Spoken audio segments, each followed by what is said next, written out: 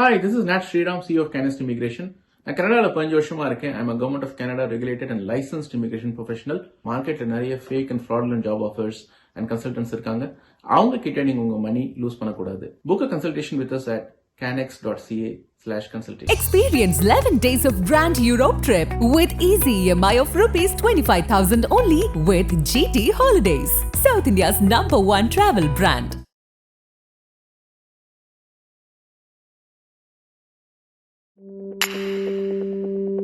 Chai with Chitra.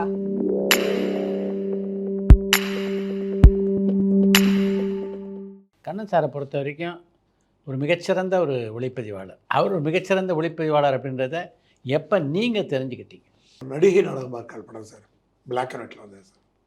அது இவர் work பண்ண படம் மாதிரியே தெரியாது சார். ஒரு சீனியர் மோஸ்ட் கேமராமேன் ஒர்க் பண்ண படமாக இருக்கும். ஏன்னா பிளாக் அண்ட் ஒயிட் தான் அவங்க பண்ணாங்க ஆரம்பத்தில். ஆமாம். ஸோ அந்த படத்தை பார்த்தீங்கன்னா அவங்க அப்பாவோட ஒர்க் பண்ணால் யாரோ ஒரு சீனியர் மோஸ்ட் விட்டல் ராவ் சாரோ இல்லை மாருதிராஜ் சாரோ யாரோ ஒர்க் பண்ண படம் மாதிரி தான் இருக்க முடியாது.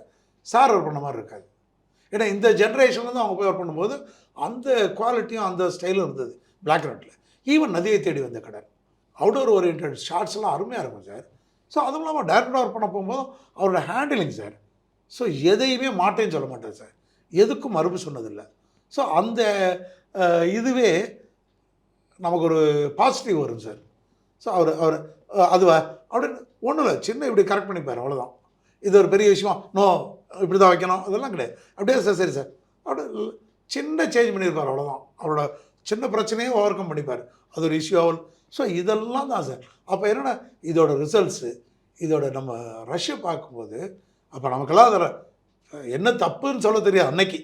ஸோ அன்றைக்கி நல்லா இருக்கே, இவ்வளோ அருமையாக இருக்கே. நம்ம ஏன்னா நேக்கடையில் பார்க்குற சினிமாவுக்கும் அவர் தான் இன்றைக்கி மானிட்டர்லாம் இருக்குது. அன்றைக்கி மானிட்டர்லாம் கிடையாது, அவர் ஒருத்தர் தான் பார்க்குற சினிமாவை. ஸோ அப்போ நமக்கு அந்த இன்டர்னலாக என்ன இருக்க போகுது மானிட்டருக்குள்ளே நமக்கு தெரியாது. நோ இன்ஸ்டியூட்டில் இருந்து படிச்சுட்டு நான் ஃப்ரேம் வச்சு பார்த்து பழகிட்டு வந்தால் கூட பட் நம்ம ரியலாக ஃபீல் பண்ணுறது வந்து எப்போ ஃபீல் பண்ண தியேட்டரில் தான் போயிருந்தோம். ஸோ அப்போ அங்கே வரும்போது இது நம்ம இந்த லைட் இவ்வளோ சாஃப்டாக வரும்னு நம்ம நினைக்கலையோ. ஹார்ஸாக இருந்துச்சு. இப்போ சில சமயம் ஹார்ஸாக இருக்கும், சில சமயம் உங்களுக்கும் அவருக்குமே சரி என்ன கார்த்தி சொன்ன எக்ஸ்பிரஷன் நீங்கள் வச்சதே இல்லை கேட்பீங்க. கார்த்தி அவன் 5-6 சொல்லுவான், நீங்கள் ப்ளஸ்ஸோ மைனஸோ பண்ணுவீங்க அப்படின்னாரு. இல்லை சார் எனக்கு பேக்ரவுண்ட் வரும். ஸோ இந்த மாதிரி நான் ஒரு மைண்டில் ஒர்க் பண்ணிட்டே இருப்பேன், அவர் ஒரு ஓவரால் ஃப்ரேமுக்கு போவார், நான் எக்ஸ்போசர் சீனை சைன் இதாத்து போவேன், நான் தெரியாக போவேன், அவர் ப்ராக்டிக்கலாக நிற்பார். ஸோ அதுதான். ஸோ இப்போ ஒவ்வொன்றும் வரும்போது முதல் மரியாதை மண்வாசல். மண்வாசல் என்ன சார், கடைசி ஒரு 10 நாள் நம்ம லைட்டே இறக்கலை. அவுடோர்ன்ட்டு லைட் மேலாம் நமக்கு டீ காஃபி தான் கொடுத்தாங்க. ஸோ டோட்டலாக ஓவர் காஸ்ட் இல்லை, எந்த லைட்டும் உள்ள ரிஃப்ளெக்ட் கிடையாது. என்ன குவாலிட்டி சார், என்ன மாஸ்டர் சார் அது. அதில் அடையலும் இல்லை. நிழல்களே பெஸ்ட் சார். நிழல்கள்லாம் அவுட்ஸ்டாண்டிங்காக பண்ணியிருப்போம் சார். நமக்கு இப்போ பார்க்கும்போது இதெல்லாம் இப்போ பண்ணால் கூட நமக்கு வராதே, அவருக்கு எப்படி அசால்ட்டாக பண்ண மாதிரி இருந்தது சார். சரி நிறைய பேர் நம்மளை கேட்பாங்க சார், அதுக்கு அந்த லென்ஸ் போட்டிங்களா, அந்த ஃபில்டர், நம்ம எதுவுமே பண்ணுறது ஸோ சிம்பிள். ஸோ இதெல்லாம் நமக்கு அந்த படம் நம்மளும் ஒர்க் பண்ணிட்டு வெளியே வந்து நம்மளை 4 பேர் கேட்கும்போது தான் ஓ நம்ம இதெல்லாம் பண்ணியிருக்கோம், ஸோ இதுக்கு இந்த ரெஃபரன்ஸ் எல்லாம் பண்ணியிருக்கோன்றது நமக்கு புரிய வரும். ஸோ அப்படி தான் சார் புரிஞ்சிட்டோம். பட்டு நிழல்களே நீ பொன்மாலை பொழுது சாங்கோட ஷார்ட்ஸ்லாம் என்ன சார், அந்த நம்ம காலேஜ் ரோடில் மார்னிங்லாம் எடுத்தோமே சார், அதெல்லாம் என்ன ஷார்ட் சார். அந்த கூவம் எடுத்துருப்போம், கூவம் யாருக்கா தெரியுமா சார், அவ்வளோ அழகு. நேப்பியர் பீச்செலாம் பண்ணோம், பிரமாபுரம், அதெல்லாம் இண்டோர்லாம் சூப்பராக பண்ணியிருப்போம் அந்த மயிலப்பூர். ஸோ அதெல்லாம் நமக்கு ஒரு வருஷம் 2 வருஷம் கழிச்சு தான் அதோட அனுபவம் தெரிய ஆரம்பிச்சது. ஸோ அப்போ நல்லா இருக்கு, எல்லோரும் நல்லா இருக்குன்னு சொல்லும்போது சந்தோஷப்பட்டுட்டோம். பட் அதோட ரியல் விஷயம் 1 or 2 இயர்ஸ் கழிச்சு தான் நமக்கு தெரிய ஆரம்பிச்சது. அதுவும் இல்லாமல் நமக்கு பண்ணணும்னு தோன்றப்ப அது ஸோ இதெல்லாம் தான் நமக்கு மனசுக்குள்ளே வரும். ஸோ அன்றைக்கி போட்டோமே இந்த லைட்டு அது இன்னும் இரண்டாக எனக்கு வரும் சார். ஆனால் கண்ணன் சார் வந்து 2 விஷயம் சார், எதையும் மிகைப்படுத்தி பேசிக்க மாட்டார் சார். நான் தான் பண்ணேன்னு பேசுவேன், கேஷுவலாக பண்ணுவார். ஸோ அந்த ஆட்டிடியூட் நமக்கு வரணும்னு கொண்டு வருவார். ஸோ அதே போல் எந்த விதத்துலேயும் அவர் நம்மளை ஃபோர்ஸும் பண்ணுவார், இது பண்ணுவார். ஸோ எப்போயாவது லைட்டிங் பண்ணணும், வாங்க டேரக்ட் ஷார்ட் சொல்லுங்கள் வாங்கன்னு கூப்பிட்டு நிற்க வைப்பார், கேட்டியில் லைட் பண்ணுவார். நம்ம தான் போராடி சார் இது போட்டுக்கணும் சார், லோக்கி வச்சுக்கணும் சார், அது முதல்ல போடுங்க, ஒரு லைட் போடுங்க, நம்ம பண்ணுவோம் அப்படின்வார். ஸோ அதனால் நம்மளை வேலை வாங்குறதுக்கு, நம்மளை வேலை செய்ய வைக்கிறதுல அவர் மாதிரி இதான கேரக்டர் யாரும் இருக்க முடியாது. அவ்வளோ இன்ட்ரெஸ்டிங்காக ஈஸியாக வேலை வாங்குவார் சார். உதயகுமாருக்கும் ரஜினிக்குமான உறவு எப்படி இருந்தது? அப்போ நல்லா இருந்தது சார். பிகினிங்லேருந்து உதயகுமார் மேலே மிகப்பெரிய நம்பிக்கை வச்சுருந்தார். ஏன்னா பெரிய சக்ஸஸ். சின்ன கவுண்டர்ன்ற ஹிட் வந்து உதயகுமாருக்கு பெரிய ப்ளஸ். அதனால் அவர் வந்து யாரும் அவர் மேலே சந்தேகப்படுற அளவுக்கு எந்த நிலைமை இல்லை.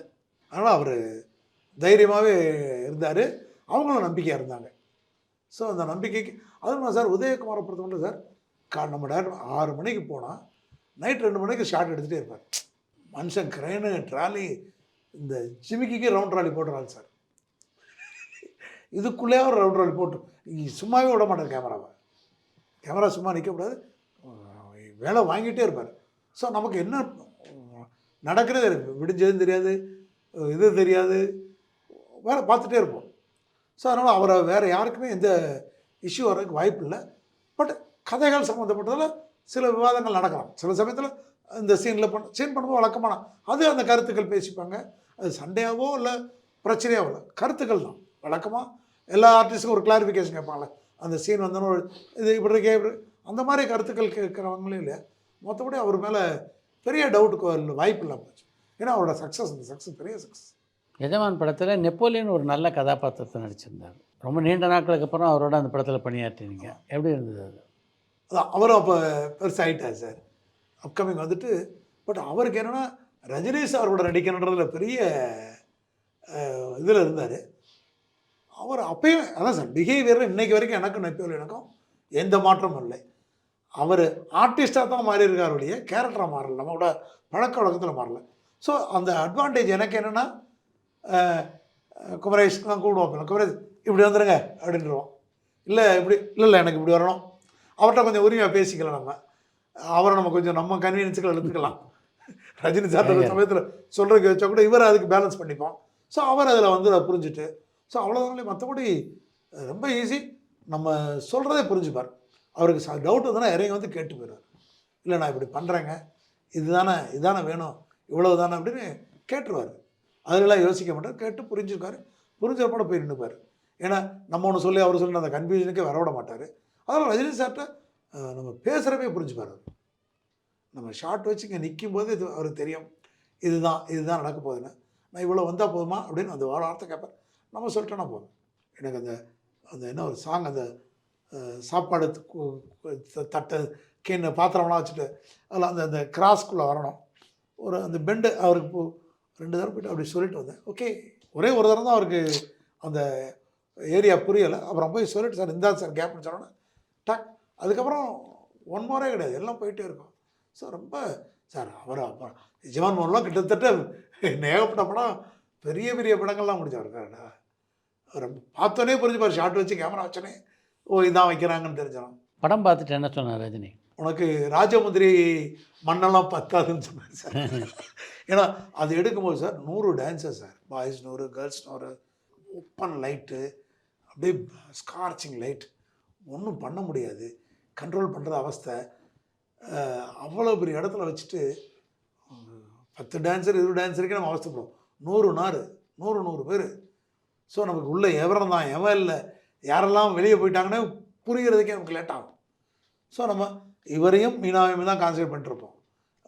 ஒரு லெவலுக்கு ஃப்ரேமில் இருப்பாங்க எல்லாரும்.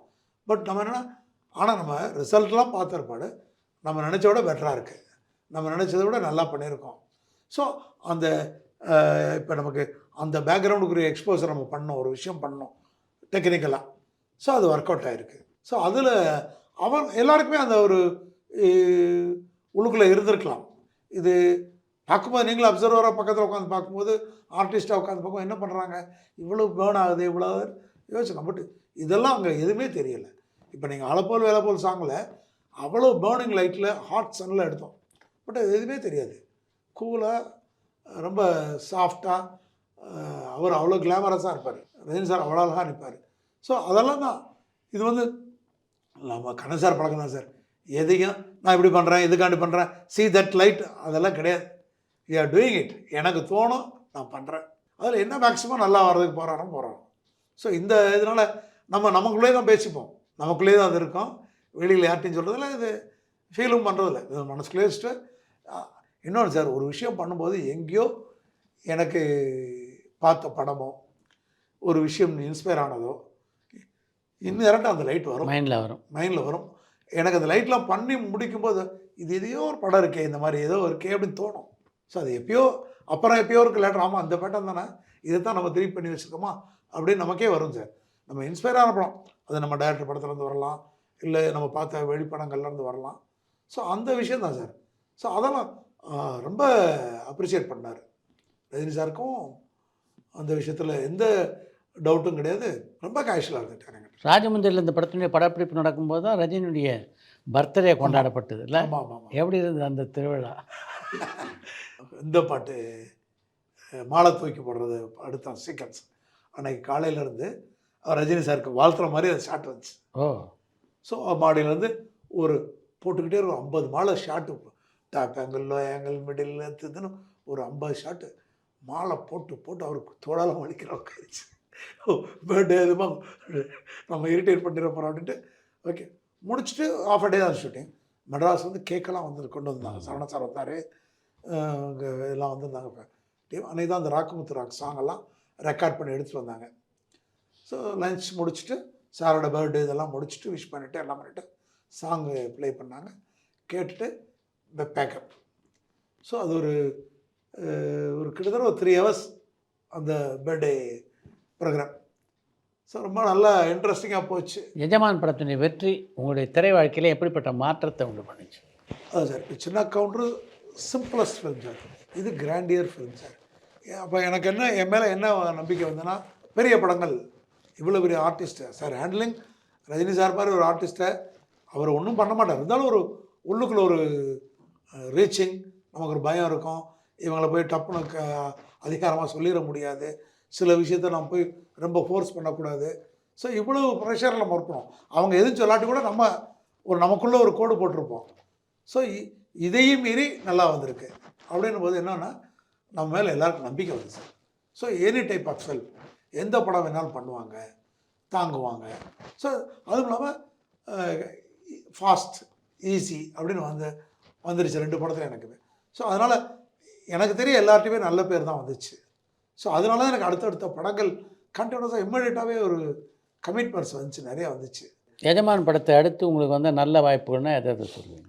எஜமானுக்கு அப்புறம் சார் எனக்கு வந்து வனஜா கிரிஜா வந்தது சார், ஒரு ஊரில் ரஜகுமாரி சார், பாக்யராஜ் சாரோட எதிரும் புதிரும், இந்த 3 படம் இம்மீடியட்டாக. அதுக்கடையில் இது வந்து சார் சிந்தநதி பூனை கொஞ்சமான் சார், கொஞ்சமாக படம். எஜமான் முடிச்சோன்னா வந்த படம் வந்து சிந்தநதி பூ. அது என்னென்னா சிங்கிள் ஷெட்யூல் படம், அது 65 நாள் பல திண்டுக்கல்ல. எனக்கு நல்ல பேர் வந்த படம் சார் அந்த படம். பாட்டெல்லாம் சூப்பர் டூப்பர் சாங்ஸ் அப்போ. ஸோ அதுவும் என்னென்னா எனக்கு என்னென்னா இந்த வில்லேஜ் ஓரியன்ட் படமாகவே 3 படம் மாட்டிக்கிச்சு. ஸோ இப்போ பேண்ட் சட்டை போட்ட ஆர்டிஸ்ட்டை மாடர்ன் பில்டிங் வராதா? இந்த எப்போ பார்த்தாலும் நம்ம டைரக்டர் ஒர்க் பண்ணப்பையும் maximum village orient films.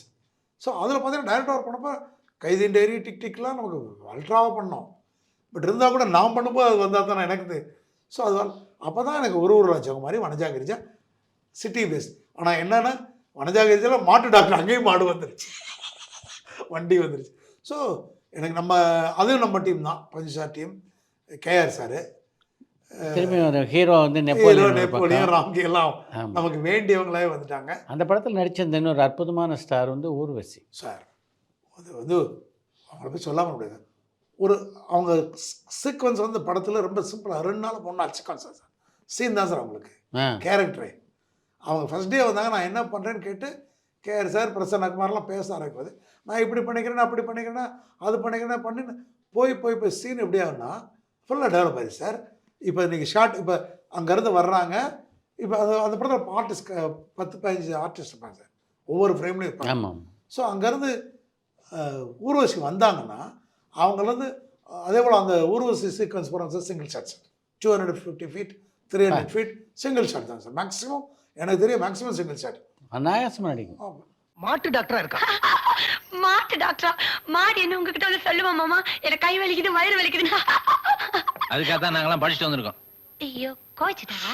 Grain வச்சுருப்போம், ஜூம் வச்சுருப்போம், ஜூமில் அப்படியே வந்து ஜூம் பேக் பண்ணால் அந்த ஒய்டு வரும், ஒயிலில் இந்த கிரெயின் டவுன் ஆகும், ட்ராலி போகும், ட்ராலிலேருந்து ஜூம் போகும், இந்த அம்மா இங்கே போவாங்க, அங்கே வருவாங்க, அவங்ககிட்ட பேசி மாமா இப்படி வச்சுக்கிட்டு மாமான்னு எண்டில் வந்து அவங்களுக்கு ஜூம் போய் பஞ்ச் பண்ணாங்க sir. 250 feet 300 feet shot sir, single shot sir. காலையில் 3 சீன் முடிஞ்சிருது சார், 2 சீனு. 10 மணிக்கு வருவார், லைட் சொல்லியிருப்பாங்க, 9 மணிக்கு பிரசன்னகுமார்ட்ட சொல்லியிருப்பாங்க, சொல்லிடுவார், லைட் பண்ணி பிடிக்க 10 மணி ஆகும். சார் வருவார், வந்தோடனே ஒரு ரிஹர்சல் பார்ப்போமா, எல்லா கரெக்ஷன்ஸும் எல்லாரும் அவங்க போகிற போர்ஷனில் எல்லாம் பண்ணிட்டு எல்லாம் முடியுமா 11:30 மணி ஆகிடுச்சு சார். ஒரே ஷாட்டு சீன் முடிஞ்சு, திரும்ப அடுத்த சீனு அதெல்லாம் பண்ணி முடிக்கும் 12:50க்கு சீன் முடிஞ்சிடும். 2 சீன் சிங்கிள் ஷாட்டில் சீன் முடியுது. ஸோ எனக்கு என்னோடய இதில் 35 ரோலா 40 ரோல் தான் sir maximum. Minimum roll minimum days வந்து அந்த படம் சார். ஸோ அவங்க அந்த கேரக்டர் பார்த்தீங்கன்னா படத்தை எல்லாரும் காலி அந்தமா வந்து சாப்பிட்டு போயிட்டாங்க. ஸோ ஆனால் ஒர்த்தாக பண்ணாங்க சார். Great performance. யாருமே அவங்க அவங்க கேரக்டர் இப்படி சின்ன கேரக்டர் வச்சு வேலைக்காரி மாதிரி தானே இல்லாமல் மேஜர் ரோலாக வந்து ப்ளே ஆகிடுச்சு சார். அது வந்து அதை அக்செப்ட் பண்ணது கேர் சார். படத்துக்கு பெரிய ப்ளஸ் ஆச்சு. அக்செப்ட் பண்ணிட்டு படத்துக்கும் ப்ளஸ்ஸு. முதல்ல அவங்க பண்ணதை இவ்வளோ ஹீரோக்கள் குஷ்பு இருக்காங்க, மோகனி இருக்காங்க, இவங்கெல்லாம் வச்சுட்டு அவங்களுக்கு அவ்வளோ இது கொடுக்குறது வந்து பெரிய விஷயம் சார். அது அவங்க ஒர்த் அப்படின்னு ப்ரூவ் பண்ணாங்க. பாக்யராஜோட பணியாற்றியது எப்படி இருந்தது? நம்ம எல்லாரோட ட்ரீமும் தானே சார் பாக்யராஜன்றவர். அவரோட ஒர்க் பண்ணாமல் இருக்க முடியுமா? ஒரு பெரிய ஸ்க்ரீன் பிளே மாஸ்டர்ன்றது வேணும். ப்ரொடியூசர் சார் கூப்பிட்டு வழக்கமாக அவரோட இதில் வந்து கதையெல்லாம் சொல்லிட்டாரு. சொல்லிவிட்டு பேலஸ் மாதிரி வேணும் சார் இந்த மாதிரி அப்படின்லாம் பேசும்போது அவர் பெருசாக அந்த லொக்கேஷன் பார்க்குறதெல்லாம் நம்ம எல்லாத்தையும் பார்த்து முடிச்சா ஃபைனலைஸ் பண்ணுறது தான் வருவார். அப்போ நாங்கள் அசோசியேட் டைரக்டர் எல்லாம் குவாலியர் இந்தூர்னு இருக்கிற பேலஸ் எல்லாம் போயிட்டோம். இந்தியாவில் இருக்க ஆல்மோஸ்ட் மேக்ஸிமம் பேலஸ் போய் போய் பார்த்து ஒவ்வொன்றிலையும் இந்த ப்ராப்ளம்லாம் வரும். ஒன்று எக்ஸிபிஷன் இந்த மாதிரி டூரிஸ்ட் சென்டராக இருக்கும், உள்ளே போய் வேலை செய்ய முடியாது. இல்லை அவங்க கொடுக்குறன்றது வந்து இந்த மாதிரி மார்பிளாக இருக்கும், நமக்கு ஒர்க் பண்ணுறது கன்வீனியன்ஸ் இருக்காது. இதெல்லாம் போய் போய் கடைசியில் மைசூரில் வந்து நின்னோம். மைசூர் நல்லா இருக்குமா சார் அப்படின்னு கேட்டார். நல்லா இருக்கும் சார் அப்படின்லாம் பேசும்போது சரி நீங்கள் போய் பார்த்துட்டு வந்துடுங்கன்ட்டு திருப்பி மைசூர் போகிறோம். லலிதா மஹால் தான் போய் பார்த்தா ஒரு ஃபோட்டோலாம் ஸ்டில்ஸ் எல்லாம் எடுத்துகிட்டு வந்து கொடுத்தோம். இவ்வளோ நல்லா இருக்குது, கிராண்டியாக இருக்குல்ல சார், இந்த பேட்டர்னே எனக்கு போதுமா சார் அப்படின்னா எனக்கு போதும் சார் எல்லாம் வந்துட்டு பண்ணால் சார். அவர் படத்தில் ஒரு கிராண்டியர் ஃபிலிமாக மாட்டேன் சார். அவர் யூஸ்வலாக அவரோட இம்பார்ட்டன்ஸ் தான் அந்த படத்தில் இருக்கும். ஆமாம், ஒரு சிம்பிளாக அவரோட பாயிண்ட் ஆஃப் வியூவில் படம். இது வந்து விஷுவலுக்கு சப்போர்ட் பண்ணார். விஷுவலுக்கு பண்ணார். அந்த படத்தில் என்னென்னா கேமராமேனுக்கு பெரிய சப்போர்ட் பண்ணுற படமாக இருந்துச்சு. ஸோ நான் என்ன சொன்னாலும் அவங்க ஒத்துக்கிடுவார். ஸோ கிட்டத்தட்ட இந்த அவருக்கு வந்து அவரை நல்லா கிளாமரஸாக பண்ணணும், இந்த பழைய ஸ்டைல் இல்லாமல் மாடர்னாக இருக்குன்றக்காண்டி கிட்டத்தட்ட அவரோட பேட்டர்ன் ஆஃப் லைட்டிங் எல்லாத்தையுமே வேறு மாதிரி பண்ண ஆரம்பித்தோம். இப்போ நான் மீனாவும் ஆன்லைட்டில் எடுப்பேன் சார், அவருக்கு பேக் லைட்டில் எடுப்பேன். ஸ்டில்ஸ் ரவி என் கூட சண்டை பிடிப்பார், நீ என்ன ஹீரோயினை விட்டு சிறு சார் நீ இங்கே எடுக்கணும்ல என்ன நீ அப்படின்னாரு. இல்லை சார் எனக்கு இவரோட விஷயம் எனக்கு நல்லா வரணும், ஹீரோயின்றவங்க நேச்சுரலாகவே அழகாக இருப்பாங்கன்னு மைண்டில் எல்லாரும் கன்செப்ஷன் இருக்குது. அது மீனா மாதிரி ஒரு ஆர்டிஸ்ட் இருக்கும்போது யாருமே அழகாகவே ஆன்லைனில் எடுத்தோம். பட் இவர் எந்த டிஃபெக்ட் இல்லாமல் நான் பண்ணணும் அப்படி நான் சூஸ் பண்ணிப்பேன் லொக்கேஷன்ஸ். நான் சொல்கிற ஃப்ரேமுக்கு அவர் வந்துடுவார். அதனால் ரொம்ப சப்போர்ட்டிவாக இருந்தார். ஒரு ஸ்டேஜ் வரைக்குமே எந்த கேள்வியும் நீங்கள் கேட்டதில்லை. பட் அவருக்கும் ரொம்ப பிடிச்சிருந்தது இந்த ரிசர்ச் பார்த்துட்டு. இந்த படத்தோட ரிசல்ட் வந்தோன்னா அவங்க மிஸ்ஸஸ் பாக்யராஜெலாம் அவங்க ரொம்ப இதாக அப்ரிஷியேட் பண்ணாங்க. சார் இவ்வளோ கிராண்ட் இதாக பண்ணியிருக்கேன் சார், அதுவும் மீனாவெலாம் ரொம்ப அழகாக காட்டியிருக்கேன் சார். ஸோ அவரும் பாக்யராஜ் சாரே ரொம்ப அவர் வழக்கமான இல்லாமல் வேறு மாதிரி பண்ணார் சார்.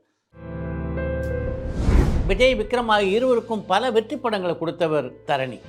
அவரோட நீங்கள் பணியாற்றிய முதல் திரைப்படம் எதிரும் புதிரும், அந்த அனுபவம் அப்படி இருந்தது? டெக்னிக்கலாக சூப்பர்பாக இருக்கணும், பிரில்லியன்ட், அப்படி ஒரு மாஸ்டராக இருக்கணும் சார்.